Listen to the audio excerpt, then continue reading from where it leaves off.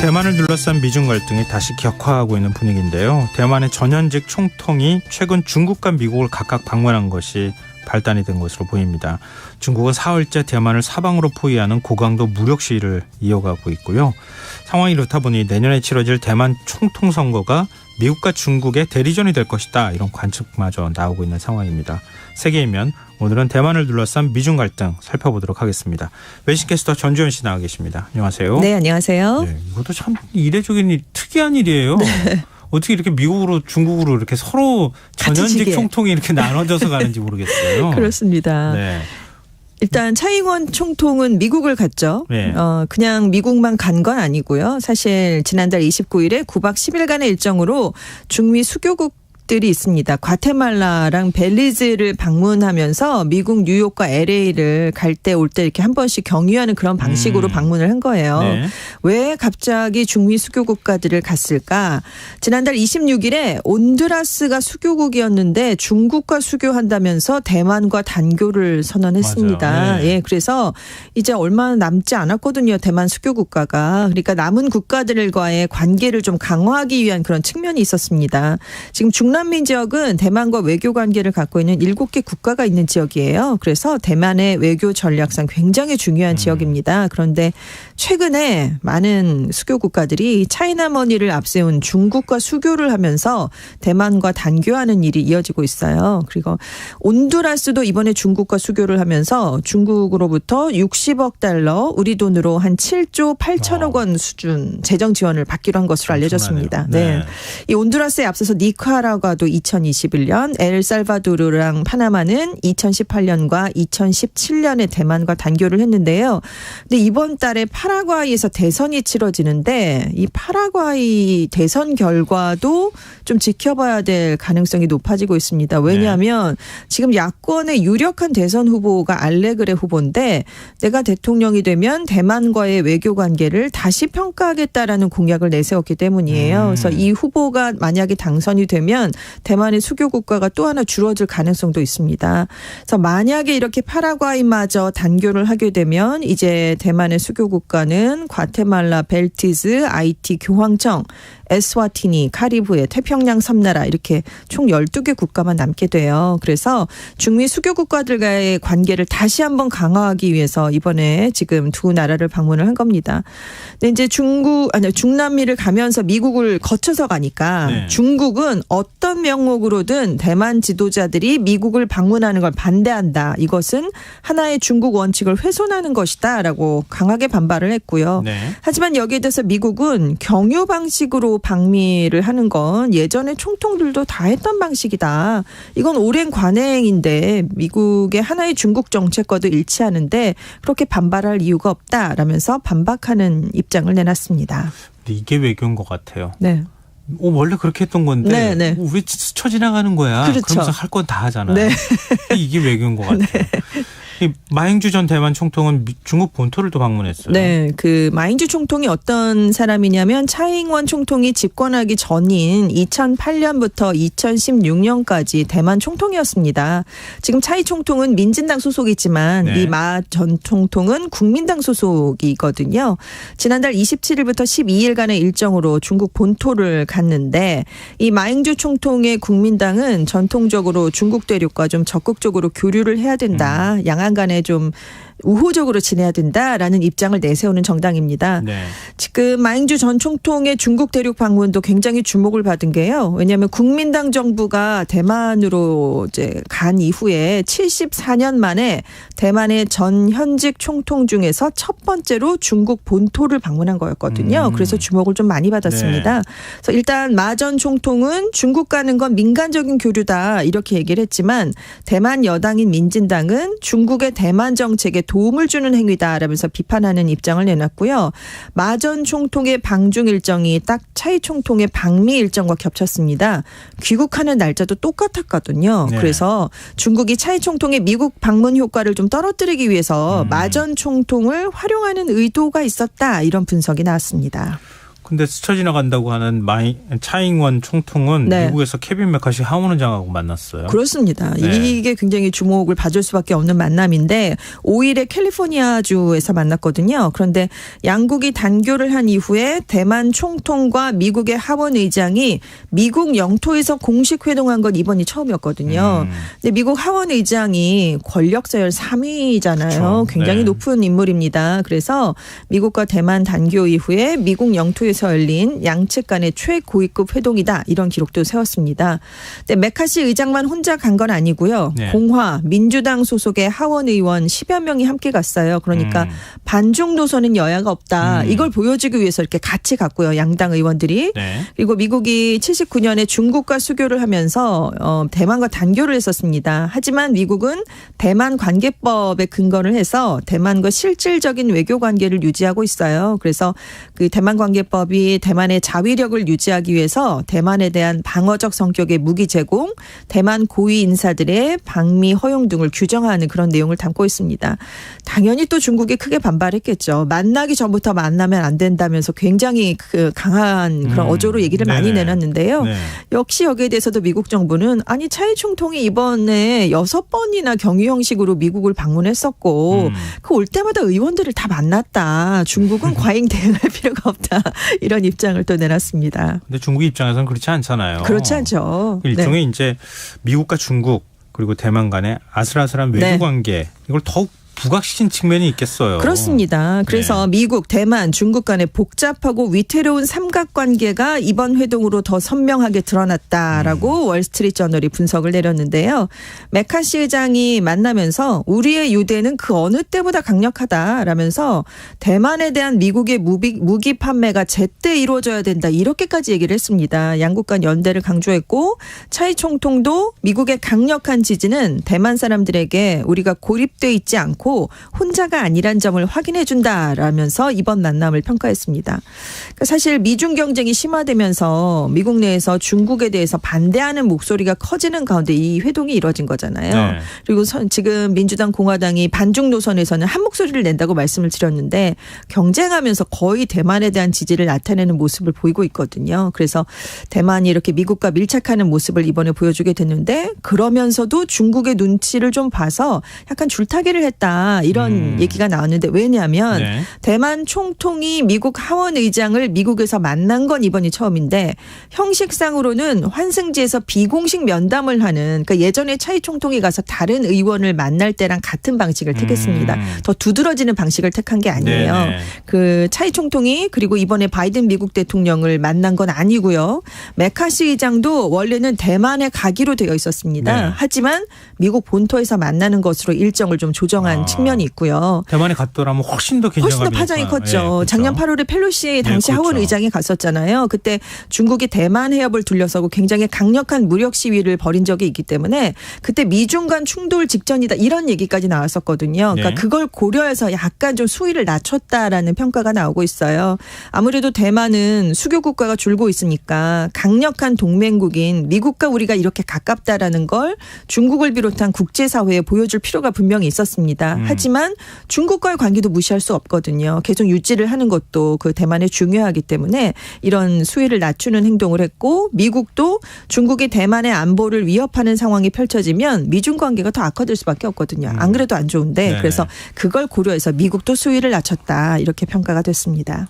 여기에 반발해서 중국은 지금 대만 주변에서 네. 고강도 훈련을 하고 있잖아요. 그렇습니다. 근데 지난번에 펠로시 의장 방문했을 때는 막 실사격 훈련도 하고 막 7탄 그랬잖아요. 사격을 했죠. 근데 네. 이번에는 안 했다면서요? 그렇습니다. 일단 이제 미국 하원 의장과 만난 이후에 뭐 일제히 뭐 비판하는 성명은 당연히 나왔고요. 예. 중국 군용기랑 군함이 대만 주변 공역 해역에서 포착이 다 됐습니다.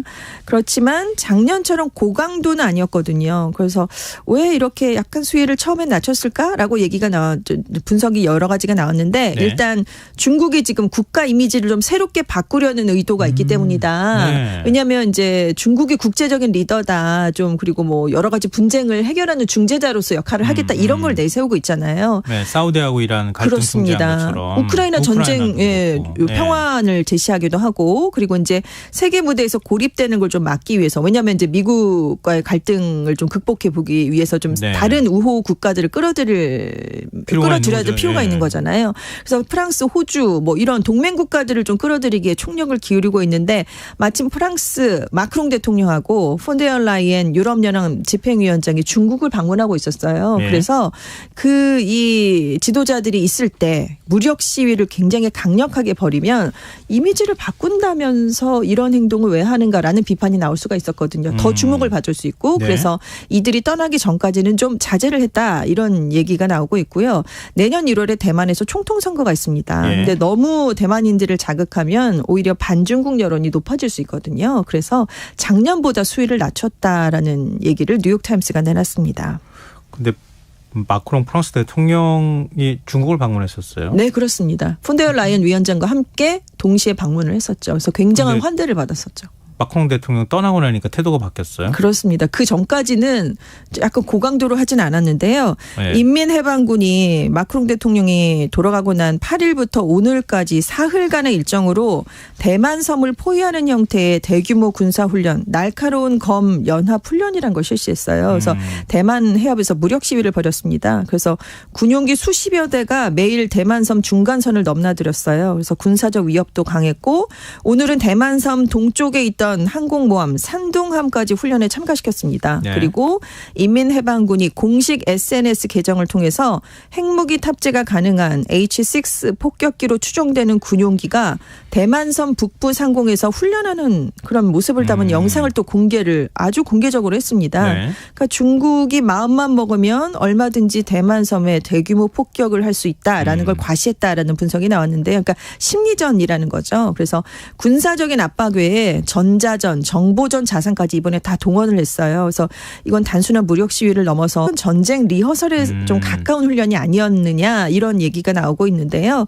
그래서 중국이 이제 작년 8월에 펠로시 의장이 대만을 갔을 때도 대규모 실사격 훈련을 하고 굉장히 강하게 반발을 했는데 다만 이번에도 이렇게 전방위적인 포위 훈련을 하긴 했지만 펠로시 의장이 갔을 때만큼은 그래도 하지 않았다. 좀 자제를 했다라는 분석이 나오고 있는데 지금 실탄 사격이 이번에는 없었기 때문이고요. 지난번에는 그 차이 총통하고 펠로시 의장이 만난 이튿날 바로 훈련을 했는데 이번에는 사흘 뒤에야 이루어졌다는 것도 좀 차이가 있다. 이런 평가가 나오고 있는데요.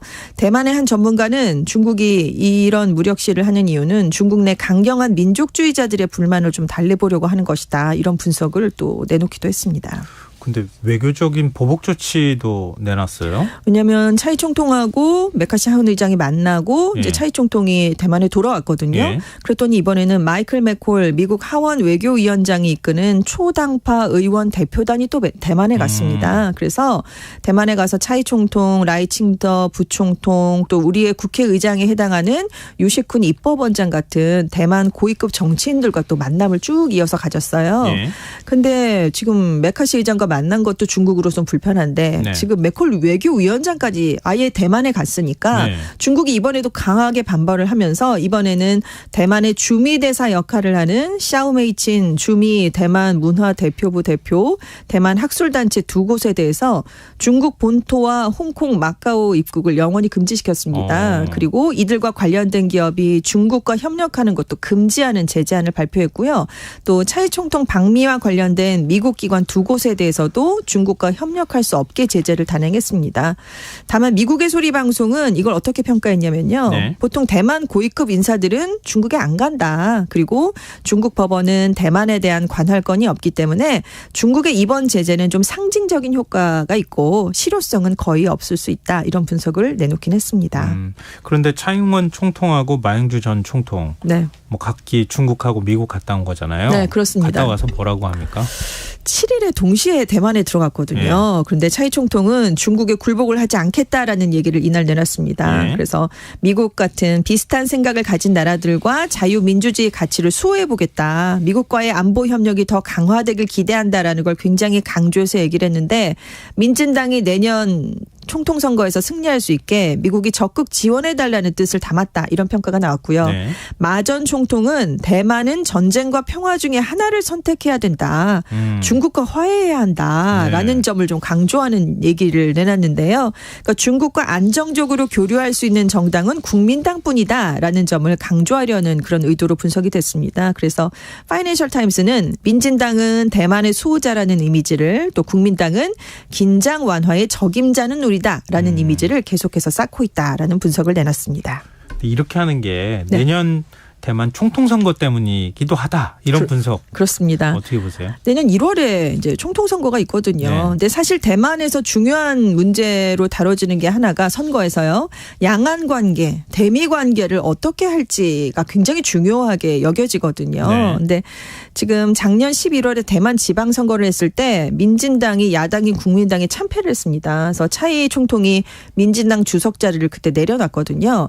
그래서 그때 왜 참패를 했을까 분석을 해봤더니 차이 총통이 지나치게 친미 반중 행보를 보였다. 중국과 전쟁이 일어날 수 있다는 우려가 대만 국민들 사이에서 커졌기 때문에 패배했다. 이런 분석이 좀 많았어요. 네. 그래서 이번 전현직 총통의 행보도 총통 선거를 앞두고 이 양당이 노선을 좀 분명하게 하면서 지지층을 더 결집하려는 그런 시도로 분석이 되고 있습니다. 그러니까 각각 미국과 중국을 등에 업고 있는 셈이잖아요. 네. 그러니까 서로 미중의 지지를 받는 모습을 보이면서 지금 유권자들에게 두 강대국 중에 어느 쪽을 택할 것이냐 이런 모양새가 됐다. 이런 네. 평가가 나오고 있는데요. 일단 이 두 지도자가 대만에 돌아온 그날 대만 중국시보가 조사를 해봤더니 차이 메카시 회동이 대만의 국제적 지위를 높이는데 도움이 되진 않는다라고 답한 비율이 73%로 나타났어요. 그러니까 네. 민진당이 반중을 좀 정치적으로 활용하고 있다라는 인식이 더 큰 것으로 나타났고요. 또 지난달에 했던 여론조사에서는 대만인의 76% 이상이 양안 간 교류 회복, 긴장 관계를 완화하는 것에 대해서 긍정적인 입장을 밝힌 것으로 나타났습니다. 그럼 민주당이 불리한다는 지금은 얘기잖아요? 굉장히 불리한 상황입니다. 국민들은 현재까지는. 굉장히 불안해하고 있다. 이런 상황에 대해서. 사실 펠로시 의장이 다녀간 이후에 중국이 굉장히 좀 고강도 무력 시위를 벌였잖아요. 맞아요. 그 이후에 전쟁이 나면 어떡하지라는 불안감이 높아졌다라는 분석도 있습니다. 근데 대만이 전쟁이 나면 네. 일본 자동 참전, 네. 우리 한국도 네. 하면서 지금 물음표가 계속 이어지는 찍혀 있는 거잖아요. 우리랑 전혀 뭐 무관하진 않죠. 맞습니다. 네. 이것 때문에 굉장히 좀 외교 관계가 복잡해질 수밖에 없는데 이렇게 되면 미국과 중국의 대리전 점점 더 격화할 수밖에 없을 것 같아요. 그렇습니다. 시 주석이 안 그래도 국가주석 3연임을 공식화한 이후에 제일 처음에 했던 얘기가 대만 문제에 대한 외부 세력의 간섭, 독립 분열 활동에 결연히 반대한다라는 얘기부터 했거든요. 네. 하나의 중국 원칙을 지켜가겠다. 대만 통일에 대해서 확고한 의지를 갖고 있다. 이런 얘기를 했기 때문에 중국이 뭐 어느 측면에서든 내년에 있을 대만 총통 선거에 영향을 끼칠 것이다. 이런 전망이 나오고 있어요. 지금 월스트리트저널은 중국 입장에서는 무력 통일을 하는 것보다는 친중 성향의 국민당과 협력하는 게 더 경제적인 방법이기 때문에 그래서 지금 민진당이 정권을 계속 유지하면 전쟁이 일어날 수 있다는 두려움을 확산시켜서 선거에 영향을 끼치는 방법을 택할 것이다. 이런 분석을 내놨습니다. 그래서 미국으로서는 하지만 대만에서 반중 친미 행보를 보이는 민진당이 계속 집권하길 바랄 수밖에 없거든요. 네. 왜냐하면 인도 태평양 지역의 군사적 요충지이기도 하고 세계 1위 반도체 위탁 생산업체인 TSMC가 있잖아요. 네. 그러니까 미국으로서 굉장히 중요한 곳이 대만입니다. 그래서 사실 지금 어느 세력이 정권을 차지할까 지금 야당인 국민당이 유리하다라고 말씀을 드렸잖아요. 작년 11월에 치러진 지방선거에서 일단 야당인 국민당이 승리를 했고요. 그 이후에 지지율도 계속 국민당이 지금 민진당을 앞서는 여론조사가 나오고 있습니다. 근데 지난번 총통 선거 때도 차이 총통이 열세였거든요. 재집권을 못한다였는데 네. 중국이 굉장한 압박을 가하면서 반중 여론이 높아졌어요. 그래서 실제 뚜껑을 열었더니 역전을 했거든요.